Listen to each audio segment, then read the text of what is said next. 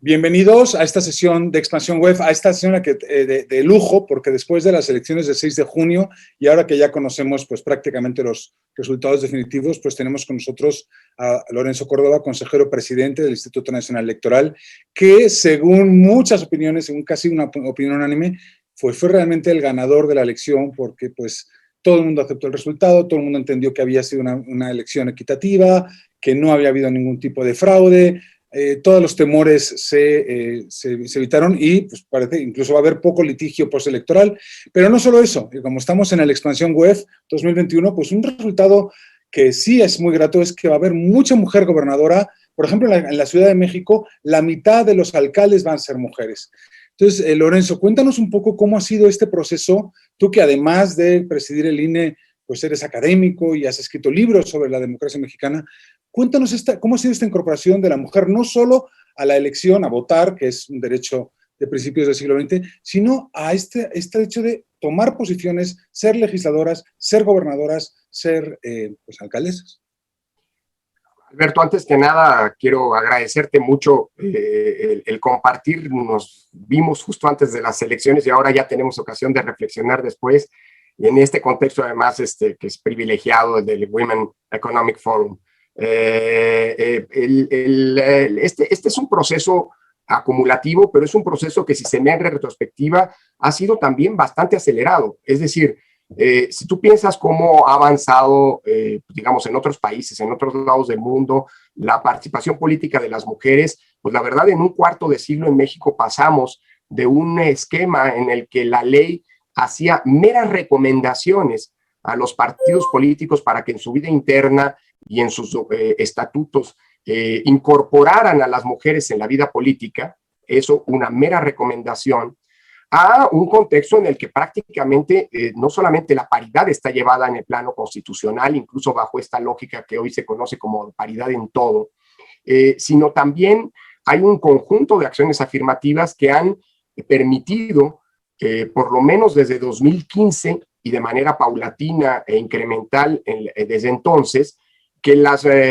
participación, que la paridad, digamos, que la participación de las mujeres como candidatas hoy se traduzca en un efectivo acceso al poder. Porque no es lo mismo incluso que la paridad se establezca como está en la Constitución, señalando que los partidos políticos tienen que procurar y tienen que garantizar que la mitad de sus candidaturas sean mujeres, a que efectivamente esas candidaturas ganen los espacios de representación política y nos gobiernen o nos representen. Por eso yo hablo de esta mirada retrospectiva que parte, insisto, de esa recomendación, que de recomendación se tradujo con el paso del tiempo en la incorporación primero de cuotas, un 30-70 en primera instancia, después se incrementó a un 60-40, el establecimiento de reglas como la cremallera, es decir, que en las diputaciones y luego en el Senado, en donde hay listas plurinominales, el orden sea un orden alternado, mujer-hombre, mujer-hombre, mujer-hombre y así sucesivamente. Pero también tuvimos que pasar por una serie, digamos así, de episodios, me atrevo a decir, hasta traumáticos y vergonzosos, como el de las Juanitas, o el hecho de que se quisiera por parte de los partidos políticos. Aclaremos que es porque en nuestra audiencia no todo el mundo sabe de política. Las Juanitas son estas mujeres que se presentaban de candidata, ganaban, renunciaban y eran sustituidas por un hombre, ¿no? Exacto, porque las fórmulas de recandidaturas implicaban una mujer como propietaria, pero un hombre como suplente. Y apenas, como bien dices, Alberto, tomaban posesión, renunciaban para que el hombre ocupara el cargo de representación. Bueno, eso nos llevó a tomar acciones afirmativas como que todas las fórmulas que se postulaban para cumplir con las cuotas pues tuvieran que ser integradas por personas del mismo género, es decir, mujer-mujer, hombre-hombre, para evitar esta burla. O bien, cuando se planteó como una excepción a las cuotas, los mecanismos de democracia interna, bueno, pues se decía es que dado que se eligen a las candidaturas en el partido, si gana un hombre, gana un hombre. Bueno, todo esto tuvo que irse remontando, venciendo estas reticencias, y finalmente, insisto, cuando la paridad se incorpora en la Constitución, la nueva frontera fue justamente que la paridad se transformara, pasara de ser de las candidaturas a ser en la representación efectiva. Ya en 2018 tuvimos por primera vez un Congreso federal paritario, 49, 51, ¿no? Y en algunos estados... Tienen, ¿no? Algo que muchos países del mundo ni siquiera tienen, ¿no? No, para nada. De hecho, la legislatura que está terminando ahora, la que fue electa en 2018, coloca a México como el cuarto país o tercero, dependiendo de cómo lo veas, porque tenemos dos cámaras, ¿no? Con presencia de mujeres legisladoras a nivel global. Y hay algunos estados, como el caso de Morelos, de manera emblemática, en cuyo Congreso hay un 70% de legisladoras, con lo cual la paridad en las candidaturas se tradujo en una presencia y en un empoderamiento de las mujeres en el ámbito político muy importante. Eso no se ha acabado y eso ha sido producto de una serie de acciones afirmativas que el INE ha seguido empujando, que el tribunal ha ratificado, como por ejemplo que las listas deban empezar con mujeres, ¿no? Para maximizar la posibilidad de su presencia en los espacios legislativos. Y hoy estamos frente a una nueva frontera. ¿No? La lista de plurinominales, exactamente. Exactamente. Y ahora estamos con un nuevo desafío que no está desvinculado y que representa una triste y lamentable paradoja. Todas esas medidas que han empujado, potenciado la participación política de las mujeres en nuestro país, también han incrementado los episodios de violencia política. Y por eso hoy la nueva frontera en esta materia es el combate, diría, primero la prevención, 2 la identificación, 3 la inhibición y 4 la sanción a todos los actos de violencia política en contra de las mujeres. Recordemos a nuestra audiencia que no todos, en el web pues tenemos muchas de las personas que están escuchando vienen del mundo de la empresa, son ejecutivas. ¿A qué llamamos violencia política? Porque es un concepto que en cuanto te lo explican lo entiendes. Sí, no, y además es complejo y además si no se entiende bien, puede resultar hasta contraproducente, porque es una causa absolutamente justificable, digamos, ¿no? Pero si se entiende mal, se puede acabar volviendo meras palabras, es decir, no aterrizarse y tener efectos concretos. Por violencia política, por razones de género contra las mujeres, debemos entender el caso en que una mujer que decide hacer política, participar en política, es o bien discriminada o bien violentada, incluso lastimada verbal o hasta físicamente, por el hecho de ser mujer. Es decir, porque también hay violencia política en contra de varones, de hombres. Pero en este caso específico, digamos que se ha identificado como, no es nuevo, lamentablemente, pero como un problema que representa la nueva frontera de asuntos por resolver, tiene que ver justamente con este hecho. Candidatas que son mujeres en lugares, digámoslo así, con tradición profundamente patriarcal, profundamente machistas, que son incluso violentadas físicamente, agredidas físicamente, se les impide hacer campaña bajo la premisa de que el lugar de las mujeres no es el de la política. Bueno, ahí tenemos un caso de violencia de mujeres que han sido incluso asesinadas, ¿no? Por el hecho de hacer política. Cuando hablamos de violencia política contra las mujeres, hablamos de una violencia que en caso de que esa mujer no hubiera participado en política, no se hubiera presentado. Lo que no le exime de la violencia contra las mujeres en términos generales, que en el caso de México, con la cantidad de feminicidios, pues representa un problema grave no diría solo de gobernabilidad democrática, sino también de vigencia del Estado de Derecho y de protección y garantía de los derechos. ¿Hay algunos casos de violencia política que están investigando ya por estas elecciones que acabamos de pasar?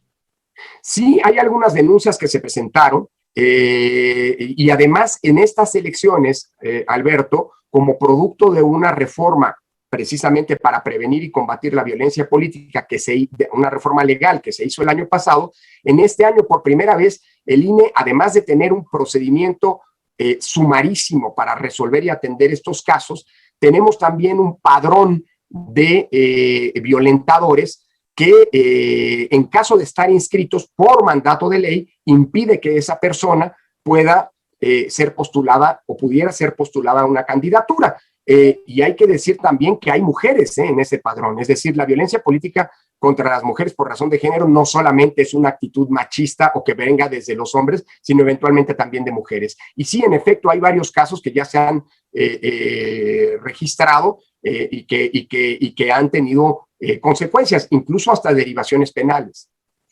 voy a resumir un poco lo que ha pasado el 6 de junio para que entendamos. Antes de las elecciones había 2 mujeres gobernando entidades federativas, Claudia Sheinbaum en la Ciudad de México y Claudia Pavlovich en Sonora.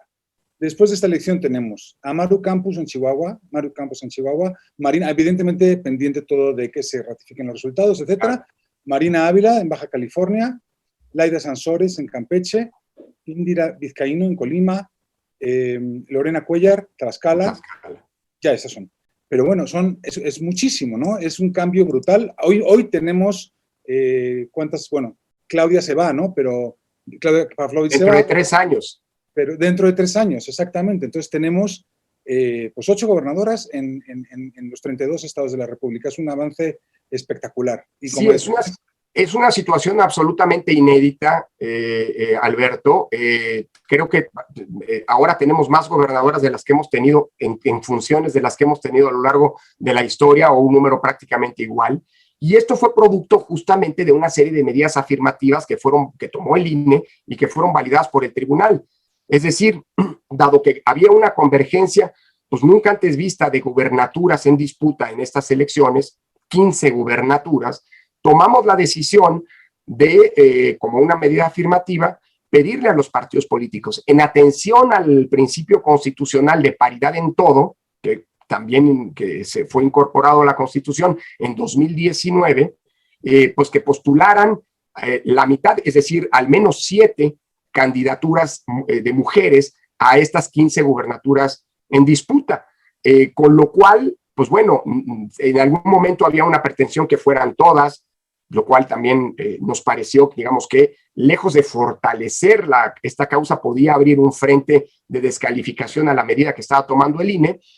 También se estableció que los partidos tuvieran libertad de postular esas candidaturas en alguna de las 15 gubernaturas en disputa, es decir, no hicimos estados o circunscripciones solo para mujeres, sino que se planteó esto, que el 50% de las candidaturas fueran mujeres, al menos, esas 7 al menos, podían ser más, y esto trajo como consecuencia, pues que esto que estamos viendo que de concretarse, porque como bien dices, todavía hay mucho trecho por recorrer en el proceso electoral. Tal vez, si me permites, todavía está pendiente que terminen los cómputos legales, porque todo lo que sabemos hoy es a partir de cifras preliminares.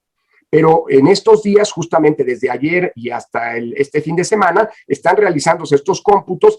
Ya son cifras legalmente válidas que, sin embargo, pueden ser impugnadas ante los tribunales, y todavía tiene que pasar el proceso de fiscalización que está realizando el INE, es decir, la revisión de todos los ingresos y de todos los gastos que se realizaron durante las campañas para verificar que se ajusten a la ley y que no se hayan rebasado los topes de gasto de campaña, porque si se rebasan los topes, eventualmente podrían llegar a anularse las elecciones, pero eso le corresponde hacerlo al tribunal. Si lo que hoy sabemos se convalida, tendríamos un número inédito de mujeres efectivamente en nuestra historia, de gobernadoras en nuestra historia. Mostraría un éxito de estas políticas. Primero, una pregunta. ¿No es antidemocrático obligar a los partidos a que presenten candidatas mujeres? Digo, poniéndonos del lado, ¿no? Del lado de enfrente. Oye, pues hubo incluso algunos que se quejaron. No es antidemocrático porque que se presente quien se quiera presentar, ¿no? Sí, a ver, es cierto, pero desde una perspectiva, pues sería ideal que no tuviéramos estas medidas afirmativas y que pues, los partidos pudieran ejercer su libertad de postulación sin ningún tipo de condicionamientos. El problema es que las acciones afirmativas son necesarias cuando tienes problemas estructurales, sobre todo de tipo cultural, porque hay un problema cultural no menor contra el que se tiene que remar. El escenario ideal, y te lo digo, ojalá en un futuro, ojalá en un próximo, todas estas acciones afirmativas sean innecesarias y que el INE no tenga que estar diciéndole a los partidos que se tiene que postular la mitad de las candidaturas, a mujeres. Ojalá y eso fuera más bien una práctica recurrente, digámoslo así, producto de una cultura política sentada. Pero en tanto eso ocurre, pues la misma democracia constitucional reconoce la posibilidad de acciones afirmativas que son, y hay que decirlo con todas las letras, medidas de discriminación inversa para resolver discriminaciones estructurales. Es decir, no es un asunto de justicia histórica, como se ha excluido a las mujeres, ahora hay que compensarlas. No, eso sería ver mal digámoslo así, la lógica de las medidas afirmativas, porque no tienen una pretensión reparatoria, sino que tienen una función correctiva. Se trata de, en virtud de la desigualdad estructural que padecemos, digamos, introducir una serie de obligaciones que sin lugar a dudas coartan la libertad de postulación, por ejemplo, de las candidaturas de los partidos políticos, pero para resolver ese problema estructural con la expectativa en un futuro de que estas ya no sean necesarias. Y ahí es la pregunta que a mí me parece la más interesante, y es, ¿qué resultados hemos visto de estas progresivas medidas de corrección porque evidentemente la cultura machista existe, una legislación que también en algunos casos es históricamente pues, hija de ese machismo pues, de las culturas, no solo de México, de muchas culturas, ¿no? Así es. Ahora, ¿cómo se está notando esta paridad en cómo está cambiando la legislación o cómo está cambiando nuestra política? ¿Sí ves un cambio por el hecho de que se incorporan más mujeres a la política? Bueno, esa es una gran pregunta, porque lo que está evidenciándose es que la presencia de más mujeres no necesariamente se traduce en un cambio sustantivo en la legislación. Es decir, hoy tenemos legisladoras como nunca antes habíamos tenido. Y si bien es cierto que estas medidas que he señalado, estas reformas constitucionales recientes, la paridad en todo o las reformas para prevenir y combatir la violencia política contra las mujeres, son el resultado de estas legislaturas más paritarias, también es cierto que esto yo creo que es más bien parte de un impulso que viene desde atrás y no necesariamente algo que se haya detonado en automático de estas nuevas integraciones de los órganos legislativos. Y creo que ahí está parte del problema. Y es un problema que se discute, que forma parte, por eso yo hacía una referencia a que el problema es eminentemente cultural, ¿no? Porque tampoco es, a ver, déjame decirlo por otro lado, y lo voy a decir de manera provocatoria para abonar en esta discusión. Tampoco es cierto que el problema de la discriminación, de la violencia contra las mujeres, se resuelva por el hecho de que haya mujeres en los espacios de poder. Acabo de mencionarte, llama mucho la atención que en ese listado, en ese catálogo, en ese padrón de violentadores, también haya violentadoras. Es decir, las causas de la participación de la política de las mujeres no nada más es un asunto de hombres que no quieren que las mujeres participen. Por eso mismo creo que lo que estás diciendo es muy importante.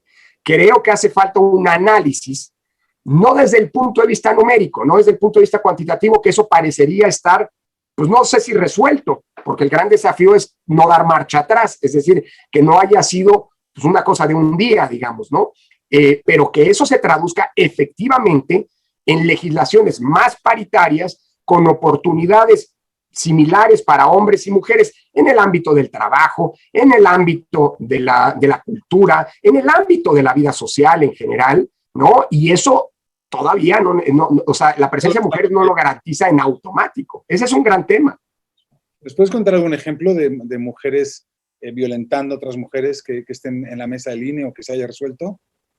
Bueno, tenemos en ese catálogo tenemos a mujeres que, por ejemplo, han ejercido violencia contra las mujeres dentro de los partidos políticos para evitar que se postulen. Lo cual también nos lleva, déjame decirlo así, a un dilema no menor, hasta dónde es la disputa política, ¿no? Y hasta dónde son las causas del hecho de que son mujeres aquellas que provocan la violencia. ¿Qué te quiero decir con esto, Alberto? Que el problema es sumamente complejo. No es un asunto, o sea, nosotros avanzamos mucho en el primer problema, en el primer tramo, que es la participación, la presencia de mujeres en los espacios de decisiones políticas.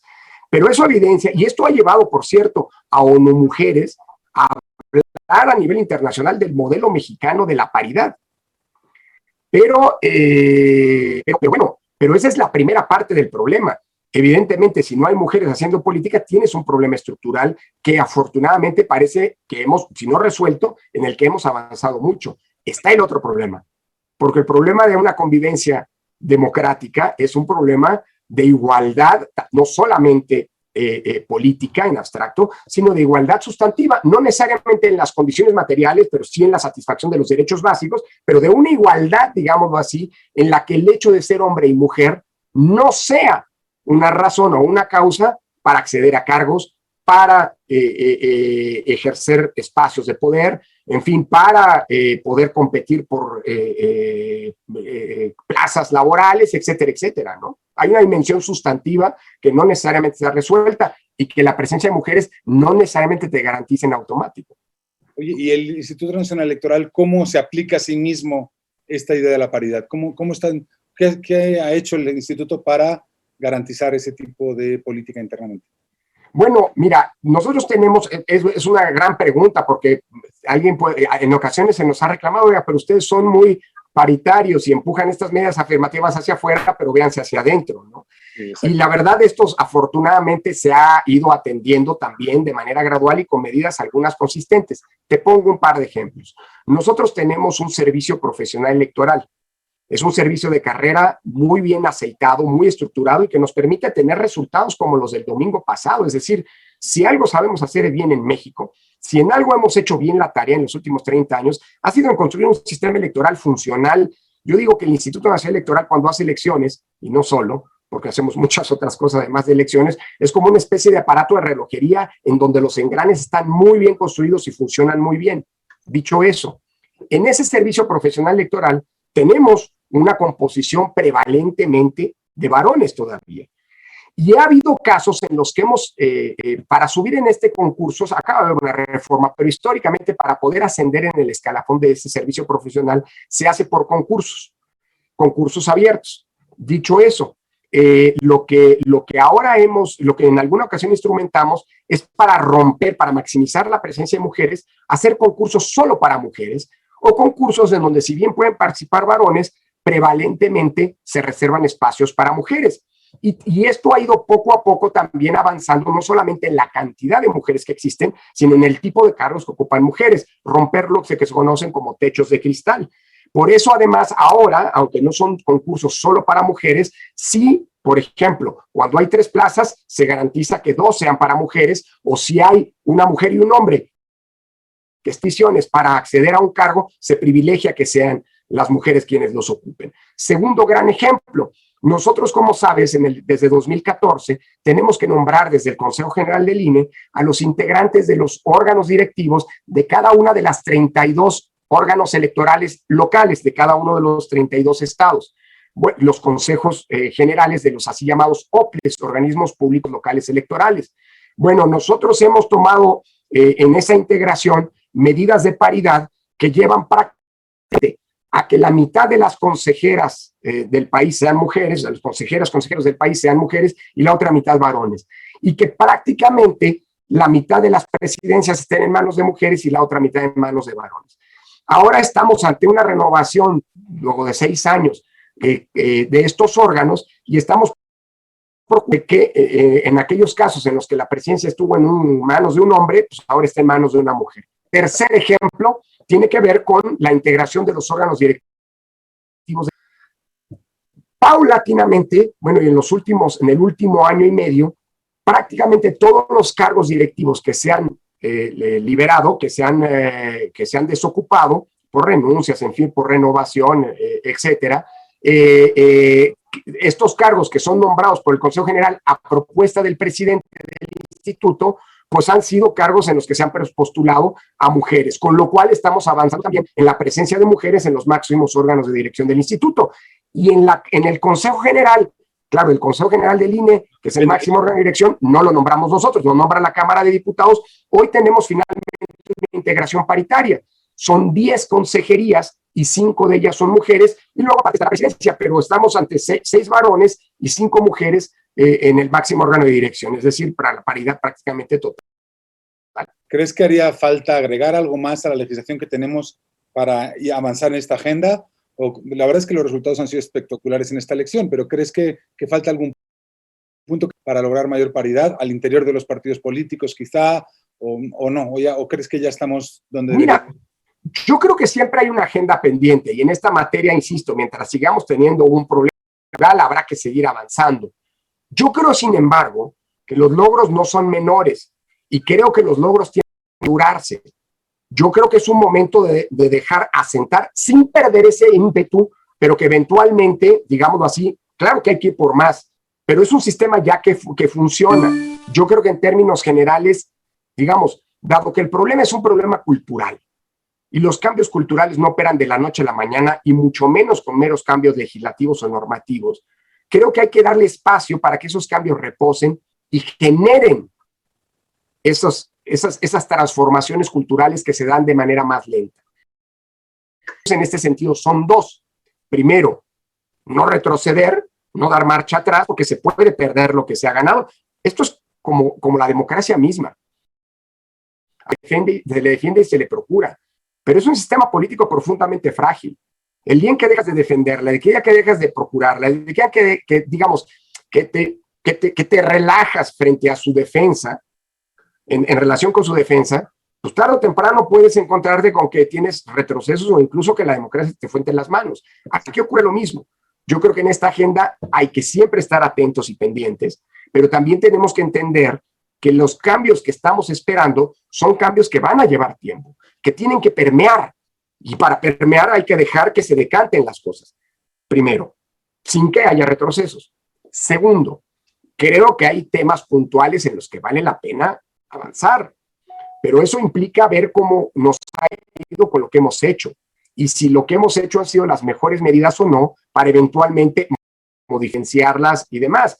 Yo te diría que hay un tema pendiente en el ámbito de la vida interna de los partidos políticos. A ver, no porque tenga que haber gentes mujeres, pero el caso es que hoy todos los partidos políticos están presididos por varones.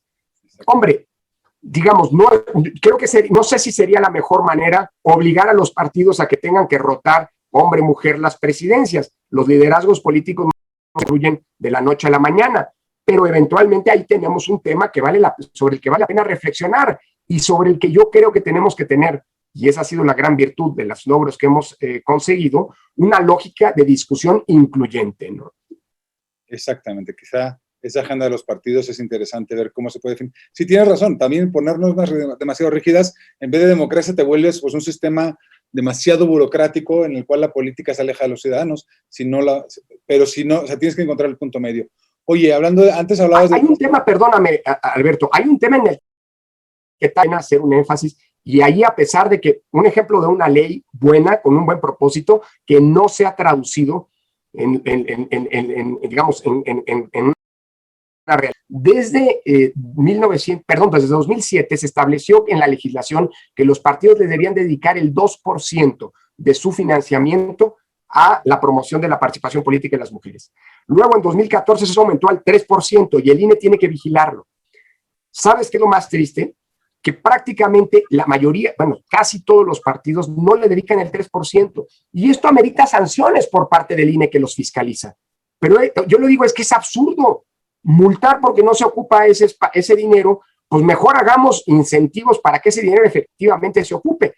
Y luego si ves en qué lo ocupan algunos partidos, la verdad, la pregunta es, ¿de verdad a esto lo entienden como participación política para las mujeres? O sea, cursos motivacionales que podría dar cualquier persona. En fin, cosas por el estilo. Yo creo que eso sería muy importante. Eso sí está en la ley. Y a lo mejor la siguiente frontera es cómo logramos que haya, hombre, que ese dinero esté bien utilizado y que genere efecto. Creo que es un caso muy concreto que ya está y en lo que todavía no vemos los resultados que se pretendieron, ¿no?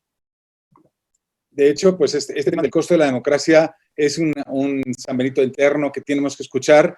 Tenemos ahora mismo, por ejemplo, el caso de los 3 partidos que parece, bueno, habrá impugnaciones y lo que sea, que pueden perder su registro, pero que han costado pues casi 500 millones de pesos a los ciudadanos de nuestro presupuesto. Lo mismo estás diciendo ahora, estos cursos, este presupuesto, pero también la democracia tiene un costo y eso no está mal. ¿Cómo encontramos ese equilibrio entre lo que sale del presupuesto para el costo de la democracia y pues, lo que es razonable y que no haya pues free riders y gente que vive pues del presupuesto de la política sin que tener representatividad de nadie y que realmente no representan a nadie y que el dinero se da cursos de capacitación sobre cómo ser mujer líder, ¿no? Bueno, yo creo que hay que reforzar y avanzar en la fiscalización, que en México, por cierto, es de las más robustas a nivel mundial. Sin embargo, yo creo que pues tenemos aquí un dilema. del que hay que hacernos cargo. Tenemos nosotros un sistema electoral que es costoso. Es falso, como se dice, que es el más caro del mundo. No es cierto.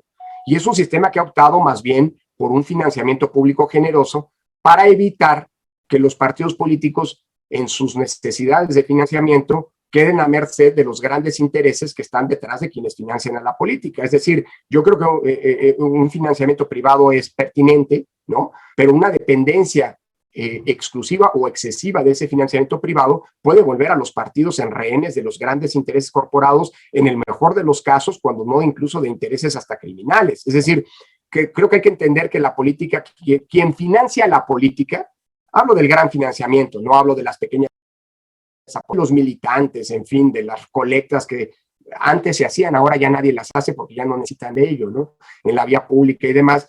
Pues quien hace grandes aportaciones importante a la política no está haciendo, nunca va a ser filantropía, tiene intereses y por eso hay que blindar a la política frente a esos intereses. Dicho eso, yo creo que en México el tema específico del financiamiento se ha incrementado de tal manera que no necesariamente fortalece a los partidos políticos. Puede parecer una paradoja, pero creo que no lo es. Demasiado financiamiento a los partidos puede generar incentivos perversos para los propios partidos. Es decir, hoy administrar a un partido, uno de los grandes partidos, pues significa tener a disposición recursos que tienen pocas, medianas y hasta grandes empresas, digamos, ¿no? Entonces, yo creo que hay que hacer un análisis muy serio. Creo que no se va a resolver de esta manera simplona en la que se ha querido atajar o enfrentar el problema con una serie de iniciativas que, por cierto, todas son iguales. Llama la atención como lo que hoy propone el partido en el gobierno, ¿no? Reducir a la mitad el financiamiento de los partidos, financiamiento público de los partidos, es exactamente la misma que hizo el PRI cuando gobernaba y es exactamente la misma que hizo el PAN cuando gobernaba. Qué casualidad que desde el partido en el gobierno siempre se hace la misma propuesta de recortar el financiamiento a la mitad. Pero bueno, lo dejo solo para el análisis. A lo mejor es una extraña coincidencia y soy yo que ando de mal pensado. Pero bueno, dicho eso, yo sí creo que hay que racionalizar el financiamiento que se da a la política, pero eso tiene que ser producto de un análisis objetivo. Hay que analizar cuáles son las verdaderas y reales necesidades de gasto de los partidos y a partir de eso construir una fórmula de financiamiento que nos permita satisfacer esas necesidades sin quitar, digamos, el sano estímulo que los partidos deben tener de contactarse con su militancia y con la ciudadanía, también incluso para obtener algún grado de financiamiento, ¿no?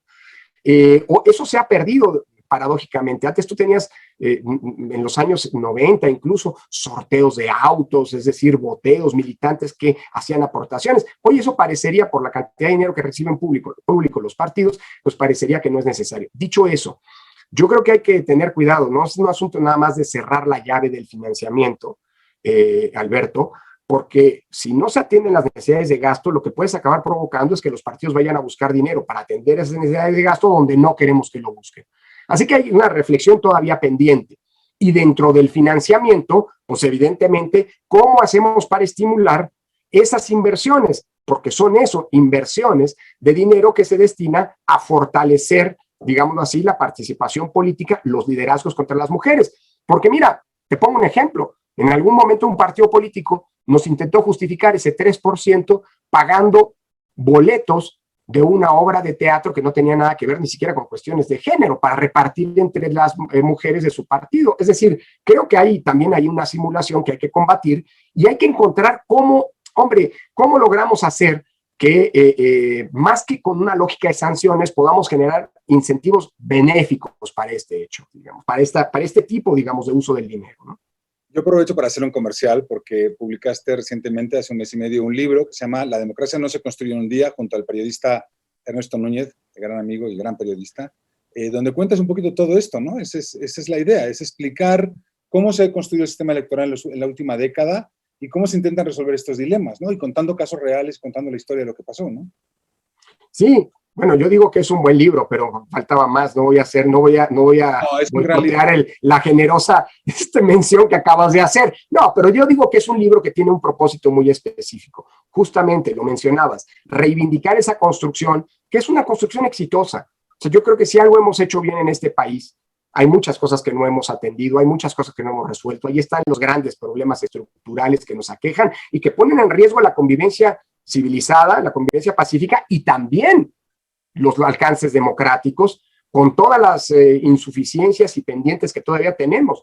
Si algo hemos hecho bien ha sido la construcción de un sistema electoral que nos permite la recreación del intenso pluralismo político que existe en nuestro país de manera pacífica. Y creo que lo que vimos el domingo pasado es una elección en un contexto muy complicado, un contexto de violencia, un contexto de polarización política y un contexto sanitario, porque estas fueron las elecciones más grandes que se van a realizar este año en América Latina, aún en un contexto de pandemia, con un grado de responsabilidad y de todos los actores. Hay que agradecerle incluso a aquellos actores políticos que no les gusta usar, por ejemplo, el cubrebocas, a aquellos diputados que se sienten amordazados, dicen, cuando usan el cubrebocas, ¿no?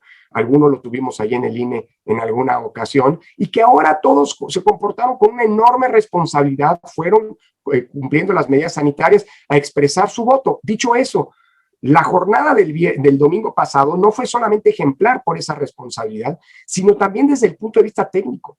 Nunca habíamos visto que los sistemas de información, que los sistemas de resultados preliminares funcionaran con esa precisión y esa eficacia. Perdón que lo ponga así, pero un programa de resultados electorales preliminares que cierra su operación con el 99.55% de las actas capturadas, no lo habíamos visto nunca en nuestro país. Así que creo que lo que hemos hecho, tanto desde el punto de vista técnico como desde el punto de vista de las garantías de equidad en la competencia, e incluyo aquí todas estas medidas, digámoslo así, de empoderamiento y que garantizan y blindan la participación política de las mujeres, el acceso de las mujeres al poder, son producto de esa construcción exitosa que nos ha costado mucho realizar, concretar, y que creo que merece la pena ser defendida. Así que creo que pues, ese libro es simple y sencillamente una reconstrucción de un tramo de la historia, en el entendido de que esta historia no se acaba y que lo que viene después del buen sabor de boca que nos deja una elección bien conducida, bien realizada, en la que las y los ciudadanos se apropiaron de la misma y que se comportaron de manera ejemplar, pues defender lo que hemos conseguido, porque los embates y los riesgos de la democracia ya están presentes. Incluso el presidente, que fue tan crítico, está muy contento y dice que los resultados fueron buenos y qué buena elección, ¿no? Creo que eso también, pues se terminó ahí un litigio, al menos por ahora, que parecía que iba a haber una ofensiva desde el gobierno contra el INE y pues no ocurrió. Contra los resultados, sí, pues también aceptaron los resultados que también fueron bastante buenos. Bueno, no, esperemos que no ocurra, esperemos que ahora se salga a reconocer el trabajo bien hecho y ojalá y los ataques a la institucionalidad electoral pues hayan sido producto de una equivocada estrategia de campaña, porque pues, el INE nunca no ha estado, ni iba a estar, ni estará en la boleta. Y creo que esas acusaciones de que el INE actúa de manera parcial, de que el INE está a favor de un grupo político, de una ideología, en contra de otro o en contra de algún gobierno, pues es una falacia que se demostró con los hechos. Dicho eso, ojalá y lo que vimos haya sido eso, pues la estridencia típica de las campañas electorales, insisto, con la mira chueca, porque el INE nunca fue un contendiente, no es enemigo de nadie, pero pues ojalá y esto prevalezca. El INE creo que sale fortalecido porque el respaldo ciudadano se vio, no habría sido posible hacer una elección sin ello.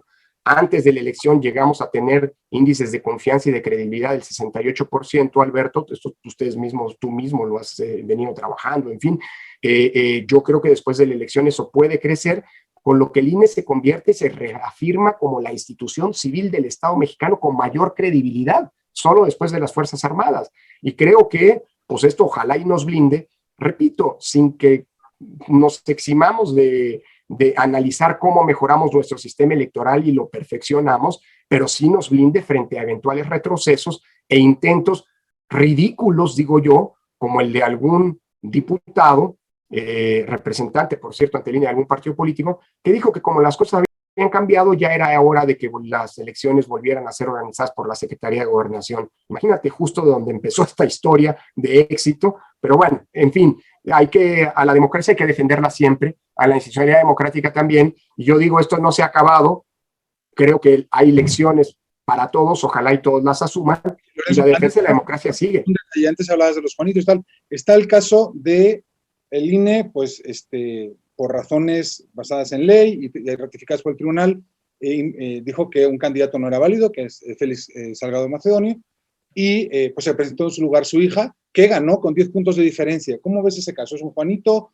O es una, la verdad es que el apoyo popular fue enorme también. O sea, ¿qué haces con eso? Sí, a ver, yo creo que después de las elecciones, la voluntad ciudadana se expresó y se expresó con claridad.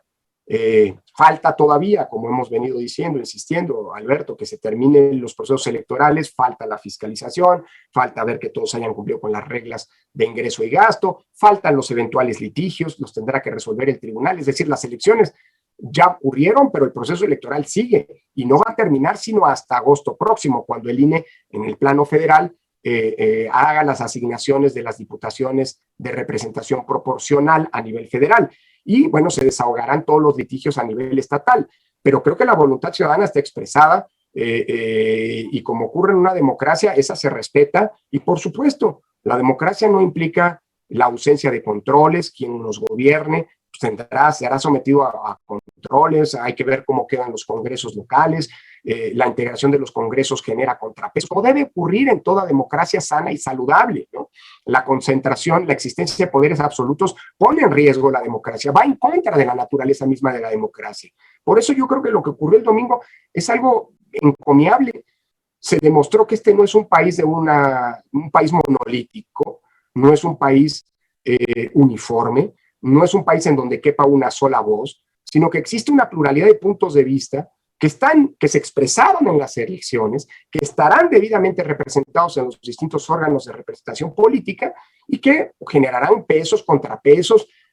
Ahora vendrá el tiempo de la política en el mejor de los sentidos, construcción de consensos, acuerdos, matizar posturas que en un primer momento podrían ser extremas. Esa es la democracia. Y yo confío mucho, bueno, y vendrán la fin de cuenta, confío mucho en que después del domingo tengamos como lección que hay democracia para rato y que hay institucionalidad democrática para rato en este país, pero hay que cuidar. Totalmente de acuerdo. Muchas gracias, Lorenzo Córdoba, por esta excelente participación en Expansión Web.